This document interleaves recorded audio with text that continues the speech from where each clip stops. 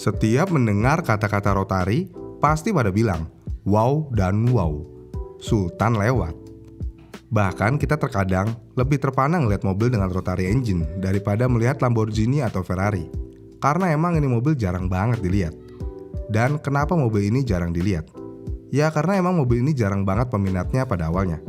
Jadinya mobilnya kurang banyak diproduksi di seluruh dunia. Ditambah, mobil ini banyak banget masalahnya. Dan harga spare partnya yang luar biasa mahal. Kalau buat kita kaum berbahan, cukup dijadikan wallpaper HP aja ini mobil udah seneng. Walaupun ini mobil keren, tapi kenyataannya sekarang ini banyak yang menyatakan bahwa mesin rotari adalah mesin sampah yang cacat produksi.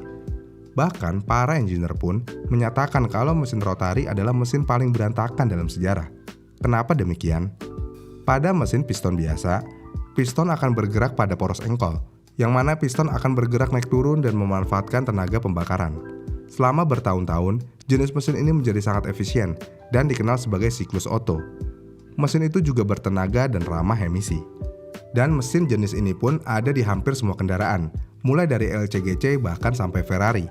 Semua menggunakan mesin dengan sistem ini.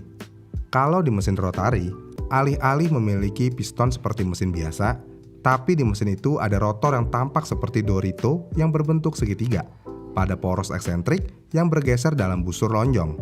Walaupun mesin ini juga memanfaatkan kekuatan pembakaran, tapi karena dirasa mesin rotari memiliki desain yang cacat, menyebabkan mesin ini tidak sempurna dalam hal pembakaran. Nggak itu aja, mobil rotari nggak bisa main dimatiin aja kalau mesinnya belum cukup hangat. Jadi kalau baru dihidupin, terus langsung dimatiin lagi, mesinnya akan banjir, dan mobil bakalan mogok. Bener-bener perawatannya berbeda banget dari mobil pada umumnya. Ya itulah kenapa hanya Sultan aja yang bisa beli. Selain harga mobilnya mahal, harga spare partnya juga nggak ketolongan. Harga satu businya aja bisa mencapai 4 juta rupiah per piece. Walaupun mesin itu sangat kompak, kuat, dan menghasilkan suara yang luar biasa, jadi mengapa mesin rotari ditinggalkan oleh satu pabrikan yang memperjuangkannya, yaitu Mazda. NSU Spider 1964 adalah mobil produksi pertama di dunia yang bisa melelehkan ban belakang di bawah kekuatan mesin rotari Wankel. Debut otomotif Wankel dimulai beberapa dekade dalam pembuatannya. Meskipun umurnya relatif singkat berakhir di tahun 2011 dengan Mazda RX-8. Setelah masalah yang ada, terus apa untungnya punya mesin ini? Selain menjadi pusat perhatian, tentu aja ada keuntungannya juga punya mesin ini. Yang pertama, weight to power. Salah satu keuntungan terbesar dari mesin rotari adalah ukurannya.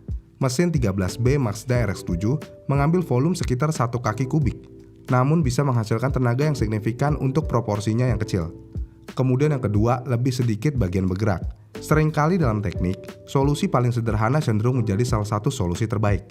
Mesin rotari secara drastis mengurangi jumlah suku cadang yang diperlukan untuk terjadinya pembakaran, yang mana mesin itu hanya membutuhkan 3 komponen utama yang berputar dalam motor 2 rotor. Kemudian yang ketiga, revving yang tinggi dan halus.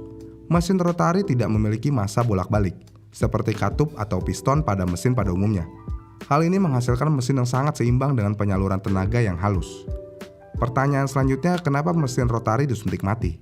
Mazda RX-8 2011 adalah kendaraan produksi terakhir dengan rotari Wankel, Renesis 1,3 liter. Apakah RX-8 sesuai dengan rotari atau tidak? Sayangnya RX-8 tidak dapat memenuhi peraturan emisi Euro 5. Dan karenanya tidak dapat lagi dijual di Eropa setelah 2010, meskipun masih legal di beberapa negara termasuk Indonesia. Penjualan telah turun secara signifikan karena model tersebut telah ada sejak tahun 2004 sebenarnya. Terus apa kerugiannya kalau memiliki mesin rotari? Jawaban gampangnya ya banyak, tapi di sini kita jelasin satu persatu. Yang pertama ada efisiensi thermal rendah. Karena ruang bakar yang panjang dan berbentuk unik, efisiensi thermal mesin relatif lebih rendah dibandingkan dengan silinder piston. Hal ini juga sering menyebabkan bahan bakar yang tidak terbakar tersisa di knalpot. Kemudian yang kedua, burn baby burn. Secara desain, mesin rotari membakar oli. Terdapat oli squirter di intake manifold, serta injektor untuk menyemprotkan oli langsung ke ruang bakar. Hal ini tidak hanya berarti pengemudi harus secara teratur memeriksa level oli untuk menjaga agar rotor tetap terlumasi dengan baik, tetapi juga berarti lebih banyak kotoran yang keluar dari knalpot, dan ini nggak bagus untuk lingkungan. Kemudian lanjut yang ketiga, rotor sealing. Sulit untuk menyegel rotor saat dikelilingi oleh suhu yang sangat berbeda. Ingat, asupan dan pembakaran terjadi secara bersamaan, akan tetapi di lokasi yang berbeda di dalam wadah.